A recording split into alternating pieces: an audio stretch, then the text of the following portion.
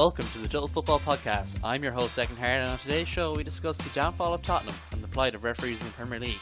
To do so, I'm joined by a returning Andrew Conway. Howdy. Often when a player scores against a former club, we see them do what's known as a non-celebration, which to me is one of the more ridiculous things in football. So nothing gave me greater joy than to watch Marko Arnautovic dedicate his entire life to scoring against former club Stoke City last Saturday. It was a culmination of about 4 or 5 missed attempts, followed by heavy sarcastic cheers from the Stoke supporters, only for Marko to finally score and to get the last laugh. If only he was this dedicated every match, he'd be a Ballon d'Or winner. He would. He has now usurped Arsenal and Arsene Wenger as the most hated man in Stoke, which isn't, that's not an easy thing to do. Yeah, that Arsenal worked hard to get that reward. Well, they didn't really work hard. They just had one of their players have their leg broken in Stoke's ground. That took a lot of work, you know. Yeah, Ryan Shawcross, red card, When even was that? That was a long time ago. Yeah, it's probably nearly 10 years at this stage. And they still boo Aaron Ramsey. I remember booing him a couple of years ago. Just for getting a compound fracture, Such a terrible thing he did to them. Yeah, Stoke, they're a different breed of fan in Stoke. Yeah, it's a bit strange. Well, they're having a tough time no matter what type of fan they are at the moment, because Mark Hughes has led them down this path of mediocrity and Champions League winners. Yeah, that's the number one item on the news. But before we do get into the news, I just like to mention that this is in fact our second attempt at doing this episode, which is why it's late. Yeah, you're missing a great episode that we recorded. It was very humorous. Yeah, it was actually. I really enjoyed our recording. We seem to find a groove. Yeah, but unfortunately, technology doesn't like us, and it's eaten up the file that was recorded and won't let anything happen with it. Yeah. So you can't listen to that, and neither can anyone else. And now Matthias isn't here to give all of his points again a second time. It's all right. It's all right. He'll live. The show must go on. Yes. And as you mentioned, it was another heavy and embarrassing defeat for Stoke in the Bet365 arena on Saturday. And kickoff was delayed by an hour because of a power outage. But is Mark Hughes' time at Stoke coming to a miserable end? I think it is, and I think, the people at the stadium probably would have done with the whole tie being called off from a power cut, because it would have been more enjoyable than what they had to witness. Stoke offered very little against one of the worst performing teams in the league, with some of the most misfiring. They conceded 3 goals against the most misfiring attack in the league. Yeah, but has David Moyes kind of turned things around? Like a couple of weeks ago here, we sat here and we condemned Palace and West Ham to relegation, and since then they've both surged up the table to 14th and 15th. Like, they've been unbeaten since this condemnation. What's gotten into them? Did we spur them on? Perhaps they were listening and they took onus from it, and took, they have your picture on the wall now and they're shouting at it every day. Yeah, because Palace were they were both 3-0 wins, and they were both away from home. Like, both have struggled away from home. Palace in particular have struggled to even score away from home. That goes back a lot. That's long held struggle that they've had. It's not just a more recent occurrence. Yeah, so it's impressive that they could go to such places, even if both teams aren't setting the world on fire. Like, it's still impressive that they could go and win 3-0. Yeah, absolutely. And, it just... Stoke is such a powerful start to the season. They beat Arsenal, they drew Manchester United. It's the highlight of their season, really. It's all downhill from there. Yeah, but, at the beginning of the season, I know for a fact that I was pipping them for relegation, or at least to be in a very tight dogfight, and they seemed to prove me wrong within a few weeks. And I had Mark Hughes back for the most likely to lose his job, and he's still there. But as it turns out, if you wait long enough, you'll get it whatever you want. And it seems that Stoke are in that relegation battle now for the rest of the season, and it looks like Mark Hughes his days are numbered. Yeah, but if Mark Hughes is to go, who comes in at Stoke? Well, obviously Marco Bielsa is available, so he can come in. He can, he's left his post at Lille, fortunately, and he's watching matches sitting in cafes with a Everlong bag and just enjoying himself immensely. So, he could bring some much needed optimism to the Bet365 arena there up in Stoke. But if Bielsa, nothing else, he is an optimistic man. Yeah, he truly is. I'm looking up and down. Like, Laurent Blanc is available. I know there's rumours of him going to the US men's national team now that Sam Allardyce is not available anymore. Michael O'Neill is still there. I was just like looking at the championship and who from the championship would go up. Like, what's the name of the Hull manager who's recently been sacked? The Russian.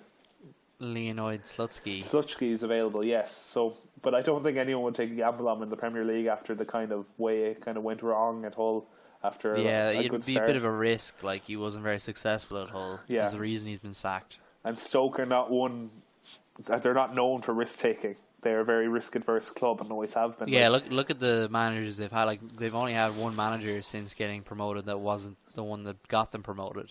Yeah. Like, they've only had to hire one guy. Yeah. And that was Mark Hughes. And previously they hired Tony Pulis twice, if you remember.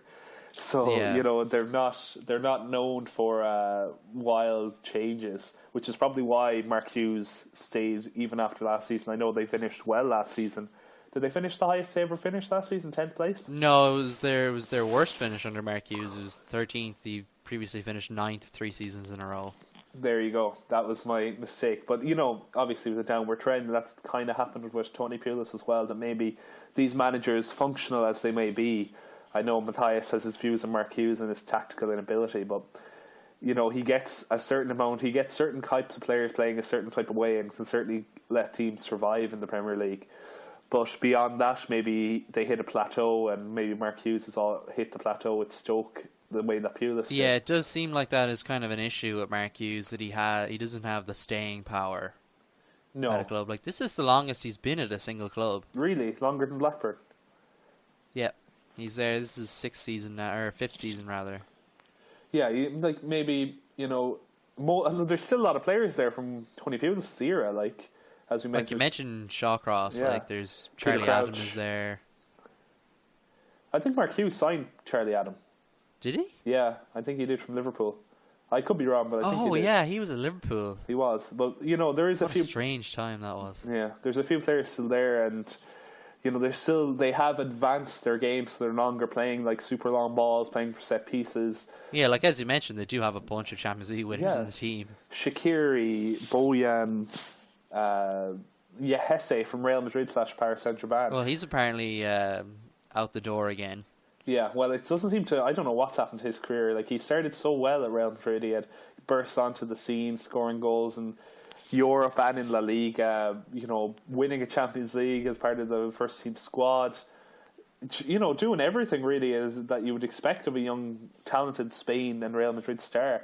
And it's just gone all wrong for him. He got a big move to Paris Saint-Germain when, he was told that he wasn't going to play at Real Madrid, and he didn't do it there. And then there's this kind of saviour moment where he went back to his hometown club, and that didn't work. And now this is basically his last chance saloon in Stoke, and he had an immense start scoring that winning goal against Arsenal, but nothing since. Yeah, I can't remember anything he's done since then. Yeah, it's been, like, he had a couple of good performances at the beginning of the season, but it's just not worked out, and that's kind of the story of all these weird signings Stoke make. They get these coups of signing yesterday's next big thing in Bojan or in Shaqiri or in Hesse, and it just every single time it's not worked out for them.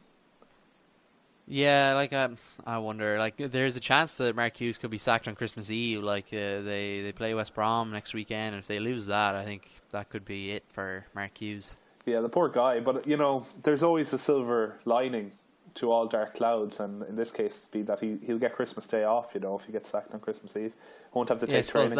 That might be what he's going for in the end. Maybe, and a bit of a payout. Yeah, that payout would be nice as well. I'm sure you get a few bob.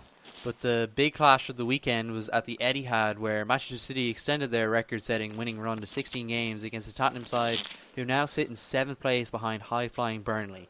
But the main talking point in regards to Tottenham is how come they keep losing their heads when things aren't going their way. They seem to have I don't know, it's an attitude problem, or is it... I don't think Pochettino himself is sending his players out so indisciplined, so full of anger and grief. But then how come this keeps happening? I don't know, maybe it's the mentality of the players. That really is what has to come into question. Dele Alli is at the centre of this again. Like he's been in issues before with this. Like even with England, like he was given a suspension recently for just what is a hot-headed mistake, really. Like it's not a crunching tackle, but it's still immature play, like. Yeah, it's you're a professional footballer. Like you're not supposed to be making these kind of mistakes. And the tackle that he made on, was it Kevin De Bruyne? Yeah.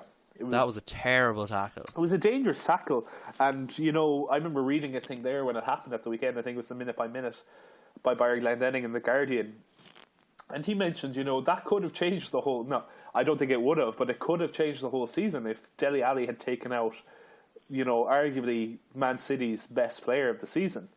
That's maybe the best player in the league. Yeah. That could have completely altered the whole trajectory of the season in some wild way. And he just did it, for the worse, you would say, from a pure footballing term, from the neutral's perspective. And the funny thing then is De Bruyne went up the other end of the pitch not too long afterwards and made it 2-0. Yeah, and celebrated he celebrated pretty wildly when he did. He felt a bit of injustice, because I think when you're in that situation, if a player wants to hurt you, if a challenge bad, even if it was inadvertent. And in this case, it wasn't inadvertent, and it wasn't a nice challenge in any way. And then Harry Kane, before that, I think he made the tackle first. He should have been sent off as well for a tackle on, I think it was Raheem Sterling. Yeah. That's not the first time this season Harry Kane's gotten away with a very, very bad challenge. Yeah, it's happened a few times. It's happened a few times in matches where he's done a challenge and then later on in the match he's scored a goal. I remember early on the season it happened in September. But the thing is, as you said, this has happened multiple times before, and you have to question, why are these Spurs players not being disciplined? Why are they not? And I don't mean disciplined in terms of their own conduct, but I mean, why aren't they being disciplined by the FA? Why aren't the referees calling them out on it? Yeah, they were given yellow cards, and we'll talk about referees later as well, but the fact that they haven't given yellow cards means that they basically avoided punishment. Getting a yellow card is the best thing that could have happened to them. Yeah. Now, is it because they're English? Is it because there's an ulterior motive there, the referees, that they don't want to, tarnish their own homegrown players, their young, vibrant players, Dele Alli, Harry Kane, with with a brush of being, rough, dirty players? Or is there something else at play? Well, Craig Pawson wasn't even looking at the Harry Kane incident, which I think is probably why he got away with it, but he's looking right at the incident, the Dele Alli one, and it's you can see Pep Guardiola he's clearly saying what happened. You can see what he's saying to the referee. You can see the hand motions he's making. He's saying Dele Alli went over the ball and he stood on Kevin De Bruyne. Yeah. It's inexcusable kind of what happened, because it's dangerous play. If nothing else, if you have no concept of intent, if you have no concept of the spirit of the game, it's dangerous play. It could potentially injure an opponent, and it should be dealt with immediately. It's not to use the wrong term of language here, but it should be stamped out of the game. Oh, definitely. And it feels like nothing is being done to kind of take out these tackles from the game. But then at the same time, we have Lanzini getting a retrospective ban. Yeah. For diving, for simulation, as they like to call it. We will be talking about the referees later. Yeah, I know. We should probably hold this off, but it's a frustrating hypocrisy that's existing in the Premier League, certainly. Yeah. Among other leagues at the moment in refereeing. And in other leagues, Real Madrid were away from Spain this week. They were crowned Club World Cup champions, but next Saturday they face Barcelona. Can Madrid turn the tide of the title race, or will it be all over from here? I would think that it's probably going to be all over. Where is that match on? Is that at the Nou Camp, or is it at... I'm not actually sure. I will look that up. Yeah, just while you do that, I'm just thinking, we were talking that Real Madrid are Club World Cup champions. They've now won how many trophies? 5 trophies in the calendar year. It's a pretty impressive tally. They've retained the Champions League. Zidane is one of their most successful, per match managers in history, even though he's kind of been found out now. But at the same time, they beat Romero. They didn't beat Juventus again. They didn't beat Manchester United, Manchester City, Paris Saint-Germain, who they have to play in the Champions League. They beat Romero at the end of a long year for them, and they struggled to beat them. For a Ronaldo goal in the second half was the difference between them, if I get the time right. And this match is on in the Bernabeu, but if you remember the Super Cup, the Spanish Super Cup at the start of the season, Real Madrid were so convincing against Barcelona. Yeah, and at that point, you felt that their mentalities were in two different places. Like Real Madrid were, gearing up all summer. They played all these tours abroad against these big sides, had been, match fit, match sharp early on. Were playing towards winning the European Super Cup and the Spanish Super Cup. So maybe they were actually treating these like proper cup final matches. Whereas Barcelona, with a new manager, just still feeding in new players and bringing other players back from international duty over the summer, they kind of treated it like it should have been treated, a pre-season friendly.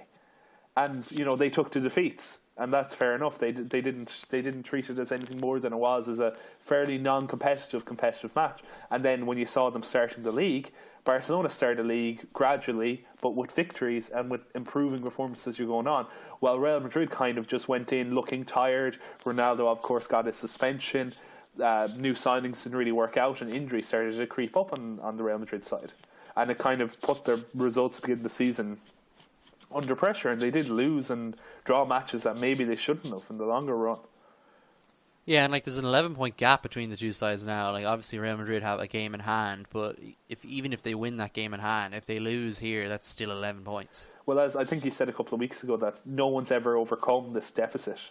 No one's even overcome an 8-point deficit. Or Real Madrid have never overcome an 8-point deficit. No, we're not saying nobody ever, but I mean between these two sides, and especially in the modern era, where effectively probably Barcelona will drop 9 or 10 points between now and the end of the season, but they're like Real Madrid aren't going to not drop points as well.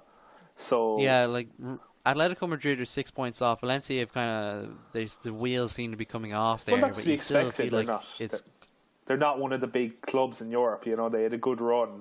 They'll probably get Champions League and be delighted with it. Yeah, they're not the main challengers for the title. But Atletico Madrid, I don't think they can sustain it at the moment. They have their own issues. They can't score enough goals. Their transfer ban is, being lifted in the Christmas time. Yeah, they will have Diego Costa. Yeah, and they will have other players joining them as well, most likely. But they're going to have players leaving as well. There's increased talk of Griezmann leaving, even though he's, creating his own issues, which, is another... If you haven't seen Antoine Griezmann and his dressed up as he blackfaced for Harlem Globetrotters, that is a completely party. Different issue as well. I know, but that's going to undermine his position in Spain and with a lot of players' opposition and his own teammates by doing something as just unexplainable as that. Yeah, it was reckless. It was just... I just don't understand it. That's just the way it is. Why did he do something as ridiculous as that? One, why did he do it? And then secondly, why did he publicise it and not at any point in that think that he had done something wrong? Yeah, and you think he's got such a big entourage. How did no one speak up? Yeah, but beyond the fact that the guy must not be, very socially intelligent to not recognise it in his own... recognise it in himself. He's from France. He's one of the most racially charged countries in Europe. And he plays in the French national team, which is one of the most racially charged football teams. Yeah, and it's a country where there is a presidential runoff between a far right, nearly racist presidential candidate in Le Pen and the current president Macron. And, he must have been aware of these type of things, that these do not bode well with, a lot of people in the world. Yeah, I saw the picture on Twitter, and I just didn't believe it at first. It was... Yeah, I didn't either. I was like, what is this? And, even if it was a joke, it was a bad joke. Yeah, it's a bad joke. He tried to defend it. Yeah. He tried to defend it and say it was in good spirit. It was for his admiration of the Harlem Globetrotters. But in this day and age, I don't think it's very acceptable. Yeah, you can't do that anymore. No, you can't really. And finally, in Serie A, Inter Milan suffered their first defeat of the season at the hands of Udinese. Nothing really changes at the top of the table. Inter moved to third, and Napoli and Juve move above them. But it's still only 2 points between the three sides. So we're not really treading new ground there, but it does also mean that Barcelona, Atletico Madrid, and Manchester City are the only unbeaten sides in Europe's top 5 leagues. So can any of them go the full season? Well, I wouldn't underestimate Barcelona simply because the Spanish league doesn't seem to have a team that can beat them. We'll see what Real Madrid do. Of course, they're the main stopping points for Barcelona. from getting that. Atletico Madrid will lose because they simply can't score. They've been drawing on most teams. That's how they've saved unbeaten. And Man City, I would say, it'd be very difficult for them to go a whole season unbeaten. I'd never say never. But I think that they could end up just getting complacent when when there's such a big gap and they're focusing on Europe. Like I could see a team like Southampton or West Brom maybe getting a random win at some point in maybe March or April. Well, Pep's team have previous with this that when he had Bayern Munich, they'd often win the league by March, April time. And then the last few matches would just be a write-off. They'd lose a couple here or there. And the kind of same thing happened when he was at Barcelona as well. So I could see it happening at Man City. But I wouldn't be surprised if they lose before then. They could well lose over the Christmas break when they're playing matches. There's so many matches over the Christmas break. Like they play Bournemouth at home next, but like Bournemouth did actually cause them issues at the start of the season. So you don't know. Like it is, Bournemouth might actually get something from that match. Anything's possible. When it comes to Italy, though, to go back to your original point, and Inter have now dropped. They've lost their first match of the season to Udinese. They were quite substantially beaten at the end of the day. It was 3-1, yeah. They're outplayed, outmuscled, outfought, really. But it's been coming in a way that maybe it hasn't been for Man City or Barcelona or Atletico so far. Inter have been outplayed on multiple occasions this season. They haven't been there, but they've managed to scrape a result, or they've managed to hold on, or they played tactically very well to, outwit their opponents, out-tactic their opponents, as Sam Allardyce would say. And they benefited from that. I think this has been coming for a long time, and I think it's going to, very much empower their rivals in Juventus and Napoli, more so Juventus, because now Juventus know that Inter aren't this infallible force that can't be beaten. Yeah, but like it is kind of a step too far to expect Inter to be winning the league this season as well. Like, sure, they spent money, but they didn't even qualify for Europe last season. Like, that's how far off the pace they were. Yeah, but they have Spalletti, and in Spalletti they have probably you wouldn't say the best Italian manager, but certainly he is one of the most unique and has a very specific approach that seems to be quite successful in Italy. But it's always successful, but not quite there. Like he hasn't won a league title yet. It's because he's never had one of the big clubs, so-called big clubs, the big three in Inter, Milan, and Juventus. He's always been saddled, not saddled, but he's been at Roma and he's been at other, smaller clubs that never really can realistically challenge the old lady or the Milan clubs. Yeah, but you wouldn't expect him to win the league in his first season with Inter either. No, and I don't think anyone at Inter really expects them. Their goal is Champions League football next season. Yeah, they need to, and they're on course to stay financially stable. Yeah, and you think that they will qualify for the Champions League this season. Yeah, but I think at this point, I know Napoli are now top again, and Inter are still thereabouts. But I think at this point, Juve have the league in front of them. Yeah, at the moment they seem favourites. Yeah, like they have their standard. They sold some players, bought some players, rebuilt at the beginning of the season, had a bit of a stodgy start, and have lost matches that they haven't lost in previous seasons. But now they're on course. They know what they have to do. They have to overhaul Napoli, and we've talked about Napoli multiple times so far this season, and they are phenomenal to watch. They play some of the most electrifying football in Europe, but they're still Napoli. They still have the psychological issue of winning Serie A. They have only done it once in however many years. I don't see them holding out psychologically till the end of the season and doing it over Juventus. I think Juventus have the experience. They've been there. They've done it. They have the financial might. They have Max Allegri. These are the differentiating factors. And despite, what your heart might tell you about Napoli and wanting them to win with some wonderful football, or even Inter to win with Spalletti's brand of football, I think Juventus will still probably pull it out at the end of the day. Yeah, I think I'd agree with that. Currently, the way things are at the moment, like Juventus certainly are the favourites. When they've won it 6 times in a row, it's hard to bet against them. Yeah, and they've had their awkward patch. Well, they've had an awkward patch already this season with poor results. And nobody was able to capitalise. But they normally do start slow as well. They do. I remember a few years ago they were way off the pace at Christmas, but they still went and won it. They went on like a record winning streak, didn't they? And that's how they won it. Overturned everybody. But that's what they can do. They have that capability. And there is that fear factor around them as well. Like they just have an aura. Yeah. And I know you might want to make the point that Napoli are out of Europe now. Maybe that'll give them greater onus. Inter were never in Europe to start, but Napoli are in the Europa League, so they're out of the Champions League. Inter were never in it to start with, so they have more time to prepare.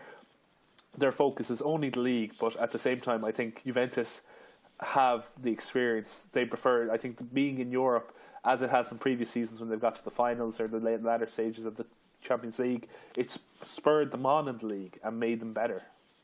Yeah, I think that's a fair point to make as well. That will do us for the news. Join us after the break where we'll discuss the problem with refereeing in the Premier League.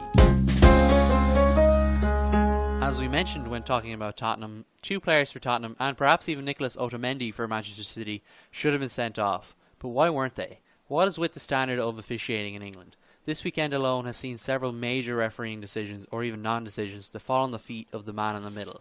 How do they keep getting away with this? Well, I have a question to answer your question. What is the least threatening part of an animal? I'll answer for you. I don't know. I'll answer for you. It's the paw, Craig Pawson. I think Craig Pawson is responsible for a lot of the ills that happened this weekend at the Etihad, namely those decisions that were kind of just wrong, plainly wrong. There wasn't just kind of about it. They were plainly wrong and in favour of the fouling players that you listed. Yeah, I'm not sure what I agree with the paw being the least threatening part of an animal. I'm going to leave that to the side, I think, because Craig Pawson has been known to kind of buckle under the pressure of a big decision. Like I remember many matches where there's been a big controversial, why can't I say that word, decision, and he's just completely bottled it.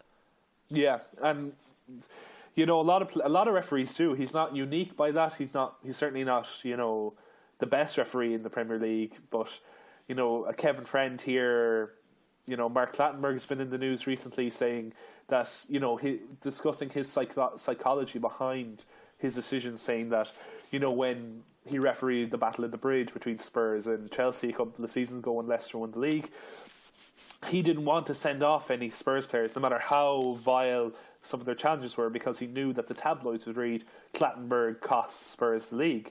He wanted them, like that just makes you wonder, like how often are referees thinking of what other people say about them, or worried about the media response, or how objective are they? You know, refereeing is a subjective game. There's no doubt about it. They're not machines, but like they are going to get things wrong. But it's the fact that the FA is like afraid to they see it as undermining the referee. Craig Pawson gave a yellow card, as we mentioned, to the 2 Tottenham players, and I think he gave a yellow to Nicolas Otamendi as well. But just because they were given a yellow card doesn't mean they shouldn't be retroactively punished if need be. Correct. As we were talking about earlier, Lanzini was retroactively punished for diving. Like what? And that doesn't even seem like a suitable punishment either. It doesn't help anyone. No, it doesn't help the team that suffered from the dive. It doesn't help. You know, it doesn't help his own team. Like, as you said previously in our first recording, that, you know, if that was caught in the regular match, it would have only been a yellow card to the player, and now he's getting a 2-match ban. Yeah, it's 2-match ban. Like, that's violent conduct. That's the additional thing you get for violent conduct. I know people. It's a hot topic issue for a lot of ex-pros and senior people in the FA to stamp diving out of the match, simulation out of the game. But I think there's just as, you know, it's just as vile to see the challenges that Dele Alli put in, the dangerous tackle that Harry Kane put in. Yeah, they should be the priority for the FA, not simulation. Like, simulation is a problem, but it's not a huge, massive problem. Like, we've only seen 2 players successfully deceive, as the FA will put it, in the first half of the season. Like, that's how, like, insignificant of an issue this is in comparison to these crunching tackles. Yeah. Like, we may not like it, but diving is part of the game. It's been part of the game since I've been alive. It's been part of the game since before I've been alive. It's just how it is. It's not like, oh, it's suddenly crept into the game. You go down to watch any 11-a-side match and someone gets a bit of a push or something like that in the box, they'll go down. Now, they won't necessarily do the dramatics of the players playing in the Premier League, but they will still go down. And in fairness to the players in the Premier League or in the World Cup, where you see a lot of diving happen, those matches really are important. So they're trying to gain any competitive edge they can. And if they can get that through somewhat of simulation, then they'll do that. Because you often see when players don't go down, don't make a show of it, referees say, "Oh, play on." Or if a player does the so-called right thing and is fouled and then goes and tries to score or tries to play on, the referee barely ever brings it back for the initial challenge. Yeah, like we saw that recently enough when Arsenal were playing West Brom. I think it was Jay Rodriguez was taken down, which should have been a penalty, but he got back up. Yeah. And played on, and the referee didn't give the penalty. Like, that is kind of like, what do you expect them to do then? What do you expect players to do? But yeah, it's a lose-lose situation there, because if Jay Rodriguez doesn't score that, he's gone. Exactly. But in La Liga now, they've said that they're going to bring in VAR, like they're using it in the Bundesliga, Serie A, the Eredivisie. I think Ligue 1 has said they're going to bring in VAR as well. Is VAR what England needs? I think absolutely it's what it needs. Like, Mark Lattenberg we were talking about, again, he was involved in that match in 2005, 2006 when Spurs were playing at Old Trafford and Pedro Mendes, I think it was, took a shot from the halfway line. Yeah, it was Pedro Mendes. Roy Carroll was in goals for Manchester United. Ball went over the line. Roy Carroll pulled it out from the net. The referee was so far away, didn't see it. Everyone in that side of the stadium saw it, but nobody was an official. The goal didn't stand, and Spurs didn't get their victory against Manchester United that they've been waiting for years at the time. Now they've come to resolve that 10 years later by bringing in goal line technology, which has worked to charm. And we talked about it with Michael Oliver last season. I believe it was a match between, what was it, Everton and Man United. Man United. Contentious ball went over the line. Everyone was like, they're both sides appealing that wasn't a goal. Oh, there's a goal. He looked at the watch, was given as a goal, went away. Yeah, like to the naked eye, like that didn't look like it was over the line. I remember watching that, thinking, "Oh, that's not gone in." Yeah, but the watch went off. Michael Oliver gave it, and then there was no real issue about it. It was like, well, it went over the line. It went over the line. They're the rules. Yeah, there's no disputing these things. There's no conjecture in the media afterwards. There's no fan anger about it. Not in a majority scale. That's the influence that goal line technology's had. And I think if you bring in VAR into the Premier League, the way it's being tried at international level in the World Cup now, the way it is already working to a certain extent in Germany and Italy, and the way it's going to come into effect in Spain and in France, as you say, like in Spain, for instance, Barcelona in the last couple of weeks have had 2 goals ruled out that were crossed the line, that were goals because the referee couldn't see them. That shouldn't be happening anymore. No, it shouldn't. The technology's there, and that's why people in England are criticising Spain for that happening. But then, at the same time, Kevin De Bruyne could have had his career ended, or could have had his season ended, certainly, or the match at the very least, ended by that challenge on Saturday. There's decisions being made that could be assisted greatly by having VAR in place, and then you remove any notion of pressure on the referees. Well, they don't have to be thinking about what the tabloids are going to say anymore. Like, they still will have thoughts like that in the back of their mind and wondering how their performance is being judged and rated. But then you have this easy, objective, way out that is VAR. That is referee sitting up in the stand with all the angles of the Premier League offers these days, and just being able to okay, that was definitely a penalty, that was definitely a handball. It alleviates the pressure, because there is a lot of pressure on these people. Like, as we said, they are human. Like, they are going to make mistakes, so it just alleviates that bit of pressure. Yeah, absolutely. And there's a thing about it as well that in the long run it might make the game better. If you look at rugby, say, where VAR has been in existence now for nearly 20 years, I think, everyone accepts that decision is final, even if they might not disagree with them. But then it gives the referees greater scope to judge the match and bring their own idea of football into the match. So that, if they want the game to flow, if they want to play it exactly by the book, if they want to, okay, that was a pull on a jersey, I'm giving a free kick for that, or if it's okay, it's a contact sport, we're allowed to touch each other, things like that. That can be allowed to be expressed a lot more clearer, and the refs can focus on actually preserving the spirit and the football itself, while the rules become just kind of thing that everyone plays within, because they know that the rules will be the same no matter what. And that's the kind of flexibility that VAR brings to a match that it doesn't currently have when referees are trying to juggle everything all at once. There's managers on the sideline trying to put pressure on them or on the fourth official. There's players trying to play act on the field. There's little tackles happening off the ball, little hits off the ball that no one's picking up unless they're watching the match on television or through multiple angles or from a bird's eye perspective. These are things that can then be ruled out and the game of football can actually be played. Yeah, but like as you said, VAR is being trialed, which sounds ridiculous to say, at the World Cup. Yeah. And Liga announced this. Liga and La Liga both announced this in the last week. Yeah. Will we hear anything from the FA in the coming months? I think we should. Whether it's going to happen in the coming months or not is another question, because obviously they need a while to set it up and have the regulations and train referees and this, probably tender for the video conferencing thing they'll use to connect up the referees. In reality, you see rules that are implemented by FIFA at a global level. Generally, they happen at the World Cup, and you see how when they're adopted at the World Cup, they're then very quickly, everyone understands them because they've had to experience it through a World Cup, and fans adopt it around the world. Just think back to Brazil and the use of the foam spray that they used to, for free kicks. That was very quickly, the fans loved it. It was a bit of a thing, and then it also, kept walls back for the most part. It gave there's been very few issues with them now. No, exactly. It's kind of got rid of that from the game, which was, while not being, some terrible curse on the game, was an inconvenience for. Yeah, but it was a simple solution that has affected the game positively. Exactly, and no one really questioned it when it came in. And I think if VAR is introduced at something like this, the way that the spray was, if you forgive the weird comparison, I think fans will accept it and it'll be brought in, and it'll remove the need for these debates, remove the need for condemnation of referees, demanding for referees to come out and explain their decisions after the match, because it'll be very clear that, because they'll be backed up by video evidence, that their decisions will be mostly correct. And if there is disagreements, then it'll be on the so-called spirit of the game as it's listed in the FA book of rules, or was it law book or whatever the FA manual is called with the association football rules.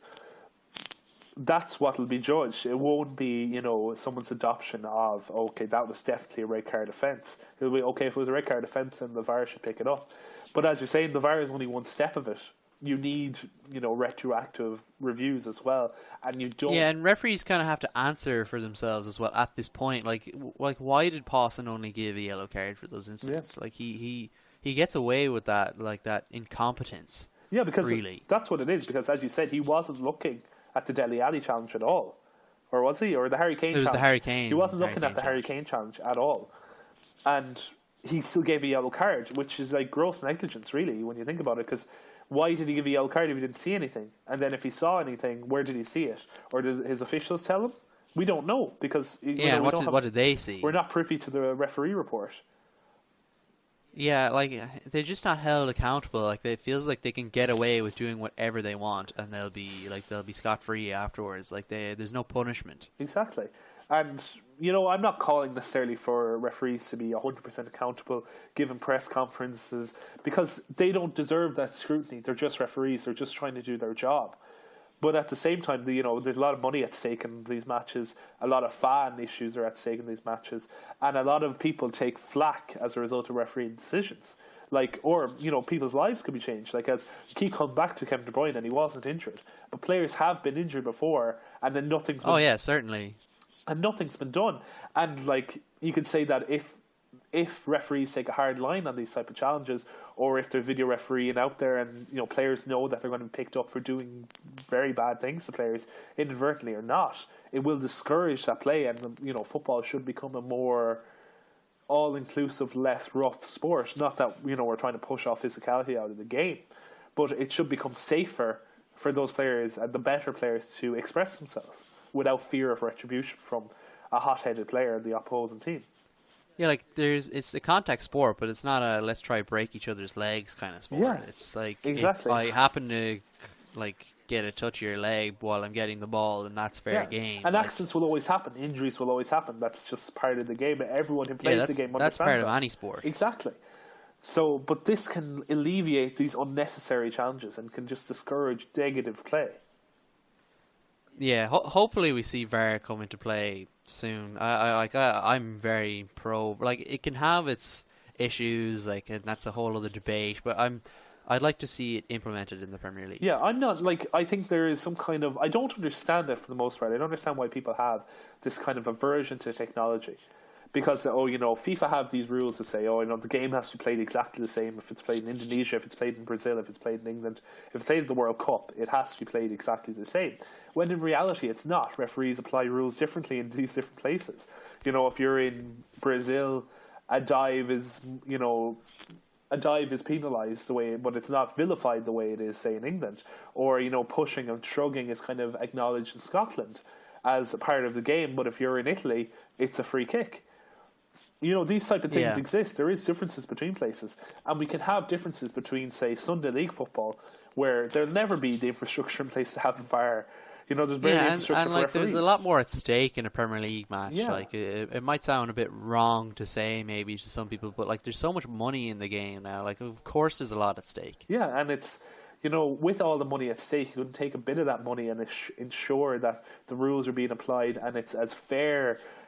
Again, in inverted commas, a fair playing field for everyone involved, and VAR would at least move the game closer to that point. Yeah, like hopefully we see it next season. Like I think if we don't see it next season, I think like there will be public pressure.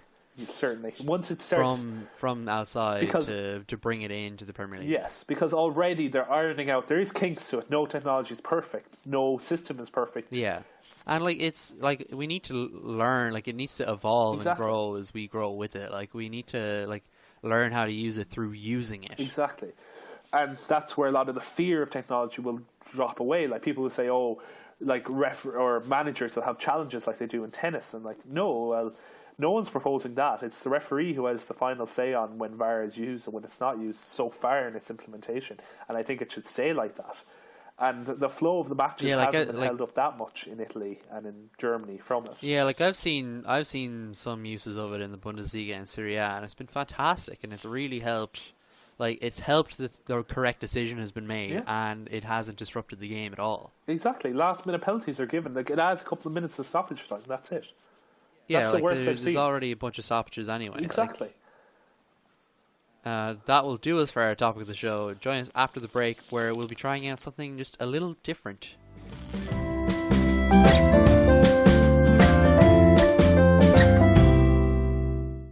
We thought this week we'd try something a little different. We're going to play a Guess the Player. My co-host here will try to guess which player was a teammate to each of these 11 players at some point in their career. Okay. Are you ready? Yeah, sure, shoot them at me. We'll try it. Sergio Ramos, Zlatan Ibrahimovic, Ronaldinho, Ronaldo number 9, I should stress, not Cristiano, Ryan Giggs, Robbie Keane, Frank Lampard, Roy Keane, Mamadou Sakho, Steven Gerrard, Kevin Kilban. Kevin Kilban. Huh.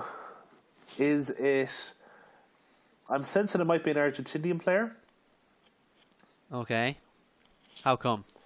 Because you listed a few Argentinian players. Did I? Did you? No. Oh, okay, maybe it's not an Argentinian player then. Is it? I think it might be a South American player. Do you want me to read out some of the names again? Okay, go ahead. Sergio Ramos. Yeah, Spanish. Zlatan Ibrahimovic. Swedish. Who's played in Spain? Ronaldinho. Ronaldinho. Do you remember him? Yes, I do remember Brazilian Ronaldinho. Well, you see, now it becomes easier because Sergio Ramos, I think, has only ever played for 2 clubs. He's played for Sevilla and he's played for Real Madrid. Okay. So I would venture that because of some of the other players you've listed, it's a Real Madrid player or a player who's played for Real Madrid. Am I correct? Okay. Yes, they did play for Real Madrid. They did play for Real Madrid. Is it Angel Di Maria? No. It's not Angel Di Maria. Is it Gabriel Kevin Heinze? Kilban? It is not Gabriel Heinze, though that is a very good guess. I'm just trying to think of players. Frank Lampard, players Robbie Keane, Ryan Giggs. Ryan Giggs. Who has played for Real Madrid and has played with Kevin Kilban? That is a true question for the ages. Is it... You see... For nationality, would it have to be Spanish? Maybe they, but then they played for Real Madrid. So Mamadou Sakho, Roy Sakho. Keane, Is it David Beckham? Steven Gerrard. It is David Beckham. David Beckham. That was one of the ones that's staring right at me, and I couldn't get it. I'm sure people were screaming it as soon as they heard Roy Keane and Kevin Kilbane. Kevin Kilbane played with David Beckham at Preston when he was at loan in 1994. Time flies and you're having fun with Kevin Kilbane. Yeah, and time flies when you're trying to guess who a certain player is in a convoluted way. Yes. But that will close the show, I think. That was a nice, fun way to end. Thank you for listening, and email us at the tfpod@gmail.com if you have any suggestions for any players that we could try and guess based on teammates they've had throughout their career. And follow us on Twitter at the tfpod. Follow me on Twitter at cheesyhairpun, and follow Andrew at Conbon27. Please subscribe, rate, and review on the platform of your choice. Spread the word about the show. You know, the holidays are coming up. Tell your family and friends about this fun little football podcast. And until next time, Andrew, say goodbye. Goodbye. And it's a goodbye from me.